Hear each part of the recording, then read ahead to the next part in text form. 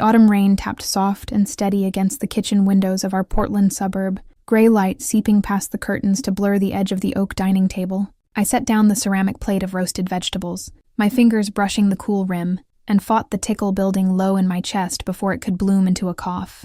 I had spent 42 years mastering that quiet suppression, learning to breathe shallow and slow when the air turned damp, when fatigue coiled tight behind my ribs. Liam glanced over from where he stacked silverware, his brow creasing the way it always did when he watched me too closely. "Take it easy. Elara, I can finish setting the table." His voice was gentle, but there was a weight underneath it, a weariness we rarely named out loud. He had known about my lungs since we were teenagers, long before we signed the mortgage on this house, before we settled into this predictable rhythm of part-time editing work and his construction schedules. Most days we pretended the constant fragility hanging over us was just background noise, something we could live around. I shook my head and offered a faint smile, shifting my weight to ease the dull throb in my legs. "I'm fine. Dinner's almost ready. Clara should be pulling into the driveway any minute now." The mention of his mother made Liam pause. Clara visited every other Sunday, bringing homemade jam and unsolicited advice, convinced she could pinpoint the exact lifestyle choice that left me perpetually short of breath. She never meant harm. Not real. But her carefully phrased suggestions about herbal teas and detox cleansers settled heavy in my throat, almost as irritating as the cough I worked so hard to hide. I had grown used to smiling and nodding through it all, unwilling to stir tension during the few hours we spent together each. The doorbell chimed a moment later, followed by the familiar scrape of boots on the front porch. Liam stepped past me to unlock the door, and Clara's warm voice echoed into the kitchen, carrying a canvas tote stuffed with jars and folded cloth napkins. She paused in the entryway, her gaze sweeping over me from head to toe, a silent assessment I knew all too well. "You look a little pale today, Elara," she said, hanging her coat on the hook by the door. "Have you been drinking enough ginger tea?"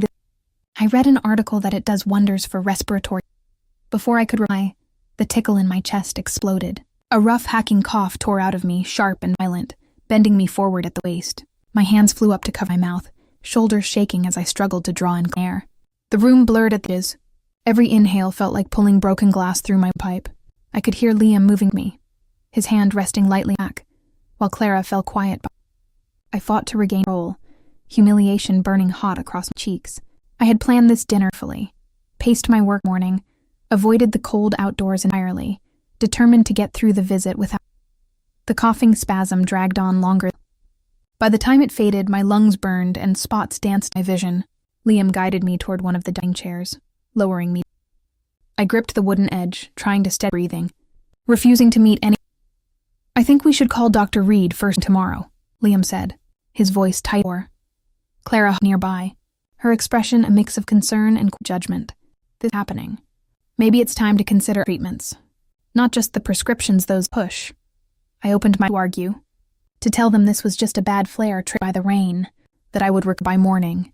But my phone on the counter, the screen lighting up with the pulmonology clinic's number. A cold knot twisted in my stomach as I stared at the name. I had left a message 3 days prior about the growing frequency of these coughing fits, not expecting such a prompt callback evening. I pushed myself upright and crossed in to answer, pressing. Dr. Reed's assistant spoke in a calm, professional tone, explaining that my recent lab reports had come back with unexpected results. They needed me to come in for extended pulmonary function testing within the next 2 days to evaluate a measurable drop capacity. The assistant paused before adding the line that settled bones.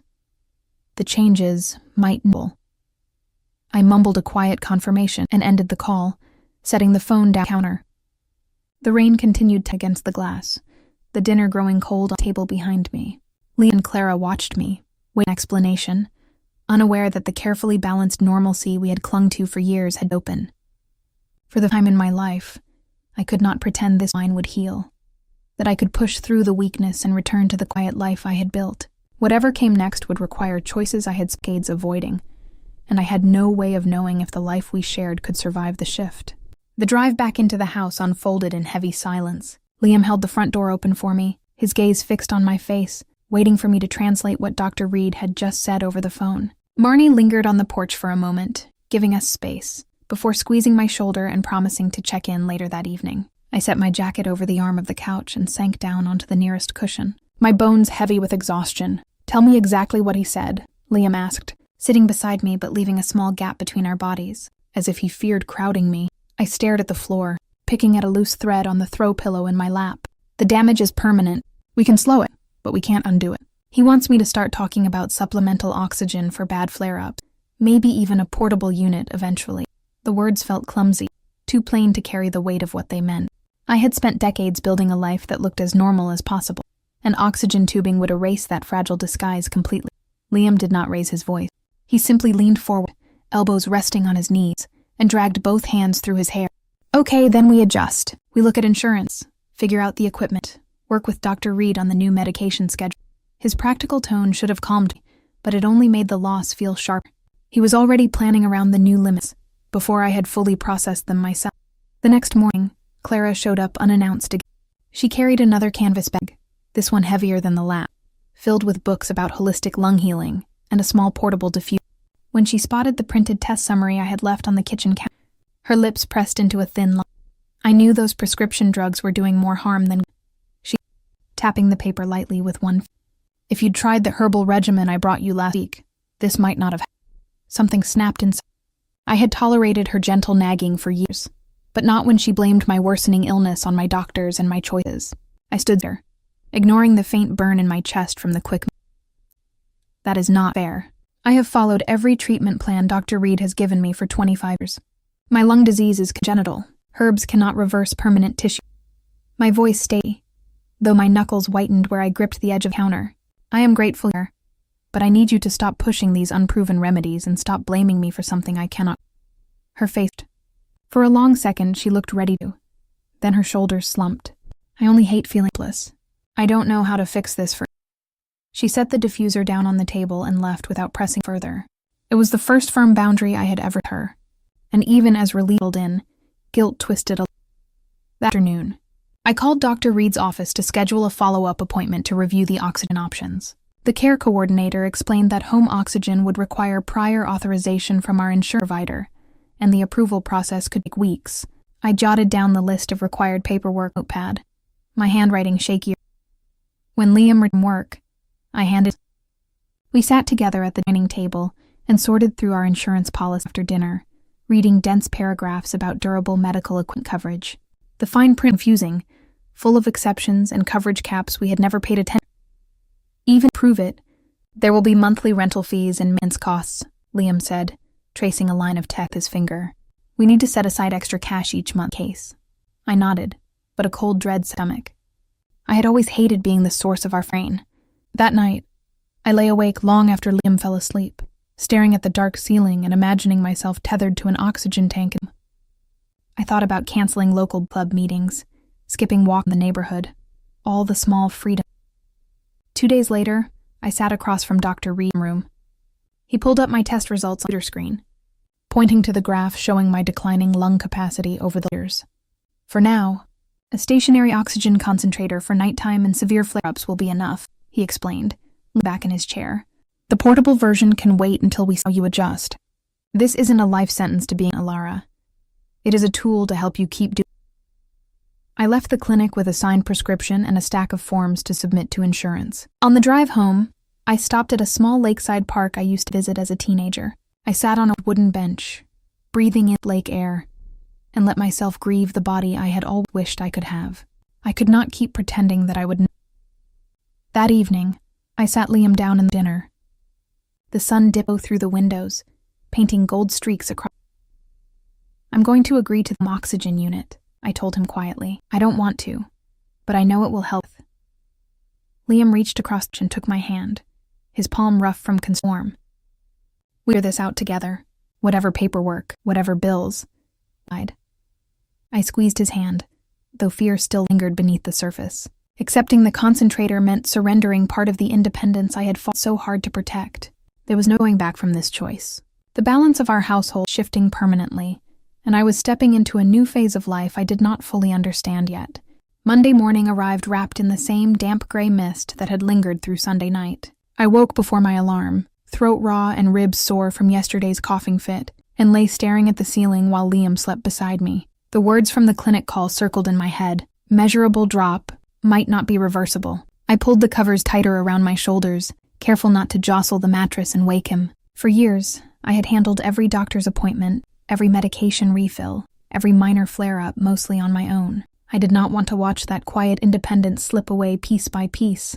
Liam rolled over an hour later, his hair messy against the pillow. He reached out and brushed a strand of hair from my face, his touch soft but hesitant. "Did you get any rest?" "Enough," I said, sitting up slowly. My voice was gravelly, and I paused to take a shallow breath before continuing. "I booked the pulmonary testing for tomorrow afternoon. It should only take a couple hours." He swung his legs over the edge of the bed and planted his feet on the wooden floor. "I can clear my schedule and drive. My foreman owes me a favor." I shook my head immediately. "You don't need to take time off work. Marnie said she can swap a shift and come with me. Her hospital is 10 minutes from the clinic anyway." Liam stood and grabbed his work jeans from the chair, his movements stiffer than usual. "Elara, this isn't just another routine check. The clinic called you on a Sunday. I should be—" "I know you want me," I answered, swinging my legs over the bed as well. "But every hour you miss cuts into our pay. We still have the roof repair bill sitting on the kitchen, and my prescription copays are due at the end of—" He did not argue there, but his jaw tightened and he left the bedroom without another word. I heard him rummage in the kitchen for coffee a minute later, the mug clinking hard against the counter. The silence between us felt thicker than the morning fog outside. I understood his worry, yet I hated being the reason he had to rearrange. The reason our budget stayed stretched thin month after. By May, Clara showed up at the front door with a paper bag full of dried herbs and a printed stack of articles she had found. I was halfway through editing a manuscript for a small publishing house when the door, and I had to pause long enough to steady my breathing before walking. "You," said, pushing the bag into my hands before I could invite. "The tincture is for lung inflammation. A woman in my book club swore it helped her breathe better after she stopped all her prescriptions." My stomach twisted. I set the bag down on the entryway table, keeping my calm. "Clara, I can't stop my prescribed medications. Dr. Reed has warned me dozens of times that skipping them could land me." She stepped past me in the living room, scanning the shelves as if looking for proof I had not tried her. "Doctors only care about writing prescriptions. They don't look for natural solutions. What if this could keep you from getting worse?" "I appreciate you trying to help," I said, folding my arm chest. "But I need to follow a treatment plan. I won't risk making my lungs worse." Claire's smile faded. "I just hate watching Liam carry all this alone." "But I see how tired he is every home." The comment landed sharp. I stared at her for a beat, unsure how to respond, before she sighed and said, "I'm sorry. I didn't mean that the way it sounded. I just—" Shortly after, the herbal bag still sitting by the door. That evening, Marnie stopped by after her hospital shift. She sank onto the couch beside me and handed over a reusable water bottle filled with electrolyte drink, something she always brought. "Tomorrow's testing is going to be long," she said. "They'll make you blow and over. Don't push harder than you can manage, okay?" "I won't," I promised, twisting the cap on the fingers. "I'm scared the results will say." Marnie leaned against the cushions. "Fear is normal, but don't try to handle every outcome by yourself. Liam deserves to know what we're fully, not just the to tell him." I nodded, though I was not ready to have a conversation yet. When Marnie left, Liam came home late, covered job site. He showered quickly and sat down across from me at the dining table, sliding an open envelope toward me. It was our latest medical bill, with a bold highlighted toes. "This is the third unexpected charge in 2 months," he said quietly. "If your lung function keeps dropping, we might need to look into long-term down the line." I've been researching payment plans. My throat tightened, and costs were rising, but I had avoided asking exactly how much stress these bills put on him. "Why didn't you get into that?" "I didn't want to scare you before official test result," Liam replied, over his face. "But I can't pretend this won't get more exciting." We sat in silence for a long while, the house quiet at the refrigerator. I wanted to reassure him everything would work out, but I had true. The next noon arrived fast. Marnie picked me up right after her morning shift, and we drove across town to the clinic. The waiting room smelled like antiseptic and lemon cleaner, lined with worn, quiet patients. When my name was called, a respiratory led me into the testing room, put a nose clip over my nostrils, and handed me a clear plastic to a large machine. "Deep breath in, then blow as hard and steady as until I tell you to stop," tech instructed. I inhaled carefully and blew. The machine whirred softly, recording air I could push out. We repeated the test multiple times, with short breaks in between. By the final round, my chest ached, and spots flickered at the edges of my vision. When the session finished, The tech told me Dr. Reed would review the data in hours. Marnie drove me home slowly, keeping the window circulate fresh air. I rested my head against the passenger window, watching neighborhoods slide past. When we pulled into the driveway, Liam's parked beside the garage. He stood on the front porch, his posture tense. Before I could step out of the car, I waited in my jacket pocket. I pulled it free and lit the screen again. Slightly as I answered. Dr. Reed's voice was gentle, but he walked through the numbers. The test confirmed a significant permanent loss in my forced vital capacity. There was no reversing the damage, only slowing for decline with adjusted medication and possible during flare-ups. I ended the thing for several seconds. Marnie placed a hand on my arm. Liam walked over to the open car door, pushing my face for answers. The unspoken balance we had years cracked a little deeper. I could no longer pretend this was a temporary setback. The test results were permanent, written in numbers on a medical report, and every choice we made from this point forward would carry lasting consequences. The stack of insurance paperwork sat on the kitchen counter for 3 full days before I worked up the courage to sort through it. Every form asked for copies of test results, physician signatures, proof of medical necessity, and itemized equipment quotes from the durable medical supply company. I spread everything across the table one rainy Tuesday morning, sipping lukewarm herbal tea I'd brewed myself, not because I trusted Clara's remedies, but because the warm steam soothed my raw throat. Liam left early for the job site, pressing a quick kiss to my forehead before heading out. He'd promised to help fill out the paperwork that evening, but I found myself wondering how much of this burden he was already carrying alone. The thought tangled in my chest, feeding a quiet insecurity I rarely let surface. What if he'd stayed with me all these years out of obligation, not love? What if the oxygen machine, the mounting bills, the endless doctor visits finally pushed him past the breaking point? By mid-afternoon, Marnie called to check in.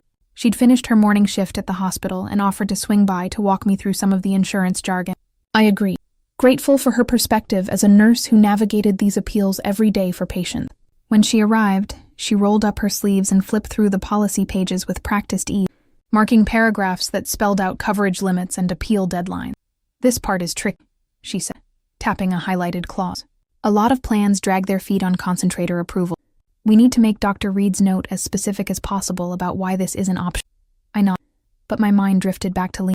I found myself voicing the fear I'd kept locked away. What if he's tired of all this? What if he looks at the oxygen tank sitting in our living room and realizes he could have built a simpler life with someone healthier? Marnie paused, setting down her pen, and studied me carefully.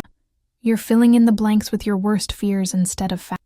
Liam hasn't walked away in 20 years, but you keep shutting him out instead of letting him." Her words stung because they were true. Instead of talking to Liam about my anxiety, I'd started pulling away.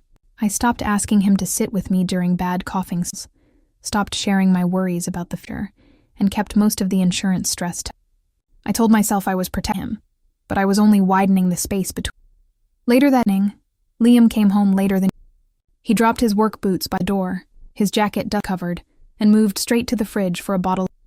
He glanced at the pile of paperwork spread across the dining table and sighed. "Did you make progress on the forms today?" Marnie helped go over the tea. Lied, keeping my tone neutral, not looking up from the paper of me. "We still need the finalized quote from the supply." He leaned against the counter. "You've been quiet lately. Are you holding anything back?" I shook my head, avoiding eyes. "It's just a handle." More. The conversation died there. We ate dinner in near silence, the clink of forks against plates the only sound between us. Afterward, Liam said he needed to go through some files from his office, and he retreated in the hallway, closing the door. I cleaned the dishes slowly, my chest tight with Curiosity gnawed at me after an hour passed with no sign. I told myself I shouldn't intrude, but the old fear. Quietly, I walked toward the home office door, which stood there. I didn't eavesdrop, but a sheet of paper laid across the edge of his desk. It was a printout, pages stapled together, titled Long-Term Care Financing Options for. My breath caught. Stepped closer. Scans. Private long-term care insurance riders, Medicaid eligibility thresholds, home care hourly rates, and amortized loan schedule. There were highlighted notes in Liam's messy handwriting, calculations, scripts. He'd researched all of this without saying a word to me. A surge of hurt mixed with panic. Worst, he was planning ahead life without me, preparing financially for when caring for me. I backed away from the door silently, hands shaking, and returned to the living room. When Liam finally emerged a little while later, he found me staring blankly out the window. "Hey, everything okay?" he asked at the couch. I turned to face him, my vision strained. "Why are you researching long-term care financing without first?" Liam froze. His shoulders dropped, and he ran over his face, a flicker of guilt crossing his features. "I didn't want to scare you before we even knew if the offer approved.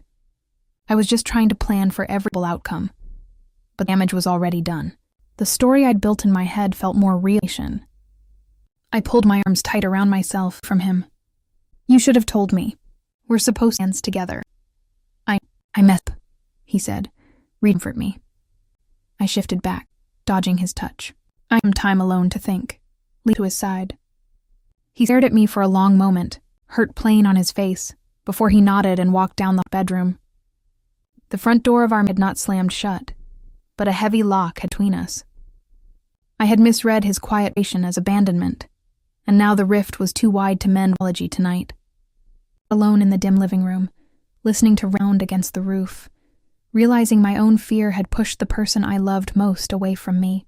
I barely slept that night. The guest bedroom door stayed closed down the hall, and every small sound from that direction made my chest ache. I kept replaying the moment I spotted Liam's long-term care paperwork, twisting the facts to fit my worst fears. By dawn, I had convinced myself he was building an exit strategy, quietly calculating how much life would cost once he no longer had to care for me. When I heard him rise before sunrise, I stayed in bed, listening to him move through the kitchen, pour coffee, and grab his work gear without stopping to check on me. The front door clicked shut, and the house sank into stillness.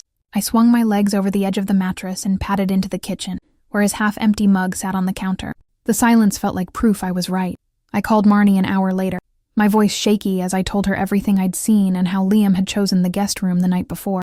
I expected her to validate my hurt, to agree that his secrecy looked suspicious. Instead, she paused on the line and sighed softly. "Elara, have you asked him exactly why he started researching those plans?" "Not accused him, just asked." I stared out the fogged kitchen window. What else could it mean? "He's worried the burden is too heavy." "Of course he's worried," Marnie said gently. "Anyone would be. Worry doesn't equal leaving. A lot of partners start looking at financing because they're terrified they won't be able to afford the care their spouse needs. Fear can make people plan alone, even when they should." Her words gave me pause, but doubt lingered. I spent the rest of the morning working on manuscript edits, though I could barely focus on the sentences in front of me. Every few minutes, my mind drifted back to the stapled papers on Liam's desk, the numbers scribbled in margin, the quiet way he'd pulled away after I confronted him. Liam came home late again that evening. He did not head straight for the guest room. He stopped in the living room where I sat on the couch and held up a brown paper. "I brought everything I printed," setting it down on the coffee table between us. "I think we need to talk properly this time. No jumping to conclusions before either of us finishes." I nodded slowly, my throat tight. He sat in the armchair across me, keeping a careful. He flipped open the folder and spread the pages across the wooden.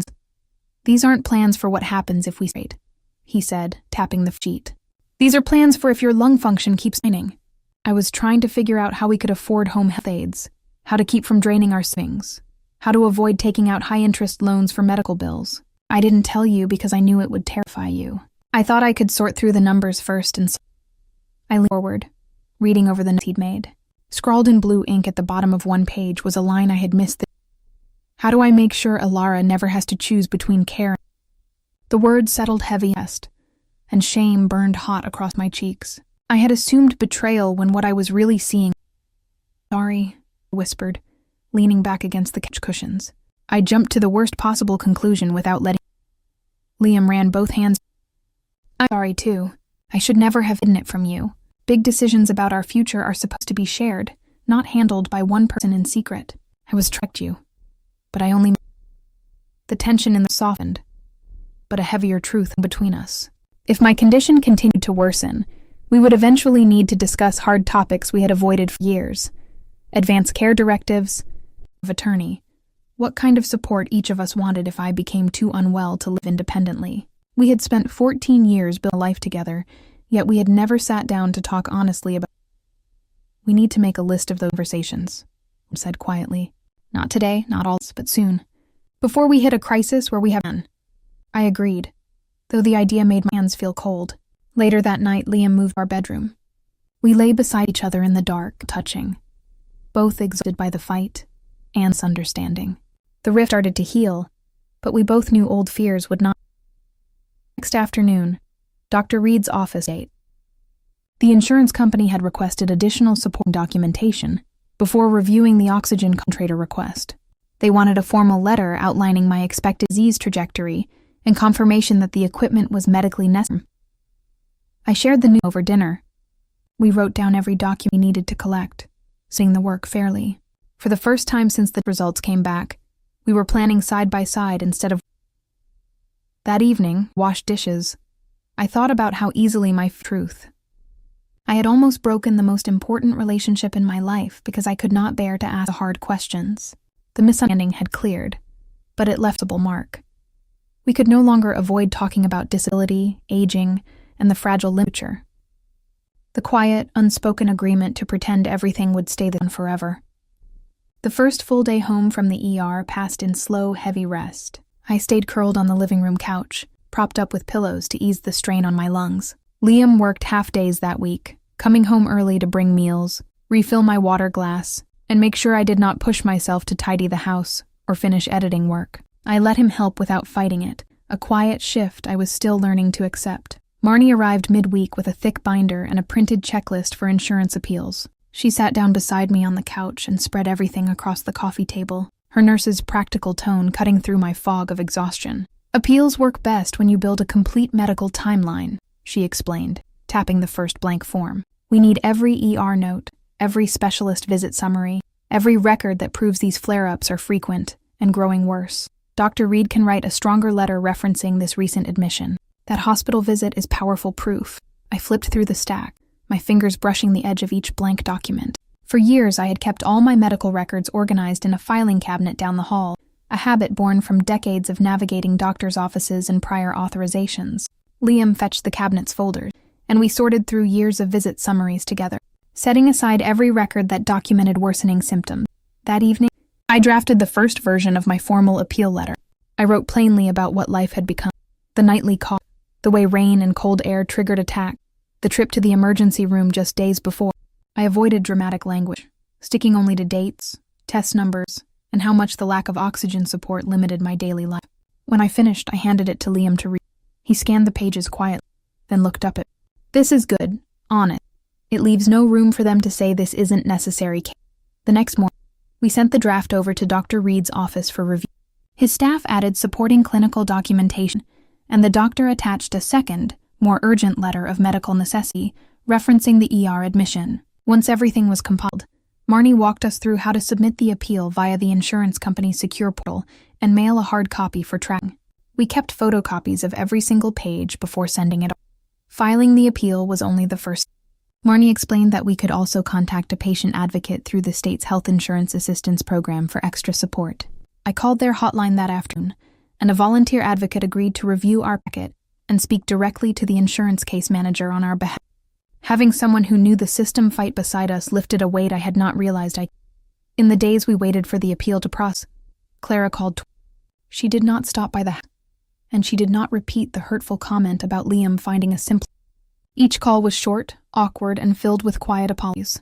I kept our conversations polite, but I was not ready to fully mend that rift. Liam and I settled into a gentler rhythm. We split small household tasks based on what I could safely manage. I folded laundry and answered work emails from the couch while he handled grocery runs, heavy cleaning, and we talked openly about our fears each night in bed, no longer hiding worries behind careful. We even scheduled a consultation with an estate planner to start drafting advanced care directives, the hard conversation we had avoided for. One afternoon, while resting on the couch, I stared at the empty corner of the bedroom where the concentrator would sit if the appeal. I thought about the tubing snaking across, the hum of the machine running through every night. For so long I had seen oxygen surrender. Now I understood it differently. It was giving up. It was choosing to keep showing up for the life Liam. After nearly 2 weeks, the patient advocate called to confirm our appeal packet had been fully received and flagged for There was still no decision, but the confirmation meant our case was official. I hung up the phone and turned to Liam, who was wiping down. Got everything, I told him. We're officially. He crossed the room and sat beside the couch, wrapping an arm carefully around. We did not know yet would win, but for the first time since the original denial, I felt like we were not fighting alone. I had stopped my struggles for help and taken active control of medical care instead of waiting passively for someone else to decide my fate. That case was permanent, no matter how the insurance was underway, and I was no longer staying on the sidelines of my own care. The extra paperwork requested by the insurance company took nearly a week to gather. Dr. Reed's office drafted the formal letter of medical necessity, and Liam tracked down the official equipment quote from the durable medical supplier. We double-checked every signature, scanned every page, and submitted the full packet online before the deadline. We both hoped the review would wrap up quickly, but neither of us voiced that optimism out loud. We had learned enough about American insurance bureaucracy to know delays were common. 3 days after submission, the denial email landed in our shared inbox. I found it first while editing a manuscript mid-morning. The subject line was plain and impersonal: determination of non-coverage for durable medical equipment. My fingers trembled as I clicked it open. The insurance provider argued that home oxygen was not yet a medically required intervention, claiming my current medication regimen should manage symptoms without additional equipment. They listed clauses from our policy that excluded equipment for moderate, non-life-threatening chronic respiratory decline. I sat motionless in my desk chair for a long time, staring at the paragraphs of formal jargon. The denial meant we would either pay the full rental cost out of pocket, which stretched far beyond our monthly budget, or go without the concentrator Dr. Reed insisted I needed. By the time Liam returned home from work, I had printed the entire email and laid it across the dining table. He read through it slowly, his jaw tightening line by line. "We can file an appeal. Marnie knows how these work. She can walk us through the process." "I know," I said quietly.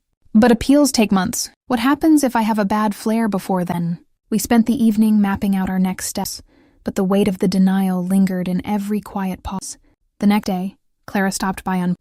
She spotted the denial paperwork spread across the counter and leaned in to read the. Her expression shifted into something sympathetic, but her words landed like shards of glass. "Maybe this is a," she said gently. "If the insurance won't cover it, perhaps Liam would be better off without all these extra expenses hanging. He deserves a simpler, with someone who doesn't need constant medical care." The room went still. I stared at her, stunned by how plainly she spoke the fear I had carried deep inside myself for years. Before I could respond, Liam stepped between us, his voice. "That is not your call to make, Mom. Elara is my wife. I chose this life with her, and I am not walking away because we have an insurance battle." Clara's face. She opened her mouth to argue, then closed again, grabbed a coat, and left without a nod. The fight with the insurance company suddenly felt smaller next to the raw insecurity her comment had. Even after clearing up our misunderstanding about the long-term care work, that old doubt crept. That night, I woke around 2 a.m. with a brutal. I swung my legs over the bed, grabbing the rescue inhaler from the nightstand, but the spasm did not ease. Every inhale burned, and black spots swam across my vision. Liam woke beside me, immediately swinging chin. He helped me sit upright, fetched a glass of water, and waited while I tried repeatedly to. When my oxygen saturation dropped too low on the portable pulse oximeter we home, he called 911. The ambulance ride to the emergency room was blurry. Sirens wailed. Paramedics adjusted a nasal cannula with low-flow oxygen, and cold fluorescent lights flared. By the time we reached the hospital, the worst of the cough had softened, but my chest ached deeply. Marnie met us in the ER waiting room after finishing her night shift, pulling me aside once I was settled in. "We can build a strong appeal," she said, flipping through the medical chart. "We need Dr. Reed to submit additional notes, records of past ER visits tied to lung disease, and documentation showing repeated flare-ups despite maximum." Weekly. The doctor on duty confirmed this was a severe exacerbation of my chronic lung condition, directly aligning with Dr. Reed's recommendation for home oxygen support. I was released late the next morning with strict orders to avoid cold, damp air and immediately. Liam drove me home slowly, keeping the car windows sealed again. When we pulled into the driveway, I stared at our front door and understood the truth. I could no longer pretend I was capable of managing every crisis independently. I needed backup, formal support, and equipment the insurance company was refusing to approve. My attempt to preserve my independent limit. Once inside the house, I sank onto the couch. Liam covered me with a knit blanket and set a bottle of water on the side table. We sat together in silence for a while, both worn thin by the emergency trip. The insurance denial, Claire's hurtful comment, and the overnight hospital stay stacked on top of one another, pressing down action. The old on. I could not hide struggles anymore, and I could not fight battle alone, but as fear in all around me, a small stubborn resolve beneath it. I would not let the insurance policy fine print decide what care I was allowed to receive. I would file the appeal, gather every piece of evidence, and fight for the equipment my body needed. The lowest point had arrived, and somewhere inside that exhaustion, the direction for my fight finally became clear. The waiting stretched on for another 10 days. We kept up our quieter, more open routine at home, checking the insurance portal once each evening for updates that never appeared. The tension lingered soft and constant, like the damp autumn air seeping through the window frames. To keep from fixating entirely on the appeal, Liam found a local marriage counselor who specialized in couples navigating chronic illness, and we booked our first session for a Thursday evening. I was nervous going in. I worried the counselor would make us dig up every old wound, every unspoken resentment we had buried over the years. Instead, the therapist guided us gently through simple exercises, naming what scared each of us, explaining how we tended to shut down when overwhelmed, and practicing asking directly for support, instead of letting fear build in silence. Halfway through the session, Liam spoke about the weight he carried alone for so long. I hate feeling powerless. When your body gets worse, there's almost nothing I can fix. I started researching long-term care because I was terrified I wouldn't be able to protect you, not because I wanted to walk away. My throat tightened as I listened. I told him how easily I assumed I was a burden, how every small limitation made me fear he would eventually grow tired of caring for me. By the time we left the office, the fog between us felt thinner, lighter. We agreed to come back every other week, to keep talking before misunderstandings could take root again. The next afternoon, Clara called and asked if she could stop by. She did not bring herbs or printed articles, only a small container of homemade apple butter, her usual peace offering. When she stepped inside, she hesitated in the entryway before speaking. I've thought a lot about what I said that, she began, twisting the fabric of her coat sleeve between her fingers. It was cruel and unfair. I was looking at how hard Liam works and imagining the worst, instead of trusting the life you two chose to. I studied her face, seeing worry rather than judgment for the first time. I appreciate the apology. It hurt a lot, but I know you were scared too, she nodded slowly. Over coffee at the kitchen table, she asked honest questions about my lungs, about the oxygen concert, about what daily life would look like if the appeal went through. She did not offer miracle cures or suggest alternative treatments. She just... By the time we left, the sharp tension that had hung between us months had softened into something. That same evening, my phone buzzed with an email notification from the insurance. My hands shook as I clicked open. The patient advocate had followed up with the case, and after reviewing all the medical evidence, including the recent ER admission and Dr. Reed's urgent supporting letter, the insurance company had reversed the decision. The home oxygen concentrator was approved.